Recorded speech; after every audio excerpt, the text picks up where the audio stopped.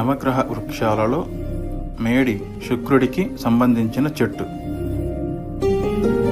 శుక్రగ్రహానికి ప్రతినిధి వంటిది వృక్షాలలో మేడి చెట్టు. అంటే లక్ష్మీదేవికి వాసస్థానం శుక్రదశ అంటారు. అందుకు నిత్య అనుష్ఠానం చేయడం ద్వారా, ఆ వృక్షాన్ని ఆరాధన చేయడం ద్వారా వస్తుంది. దేవుడిని ప్రతి ఒక్క వస్తువు చరచరాల్లో కూడా చూడడం సనాతన ధర్మం ఉద్దేశం. అందుకే విగ్రహాలతో పాటు ఋషులు వృక్షాలలో కూడా దేవతల రూపాన్ని చూసేవాళ్ళు. సో వాటిని ఆరాధన చేయడం వల్ల శుక్రుడి అనుగ్రహం కలుగుతుంది. ఇళ్లల్లో ధనధాన్యాలకు కరువు రాదని అంటారు.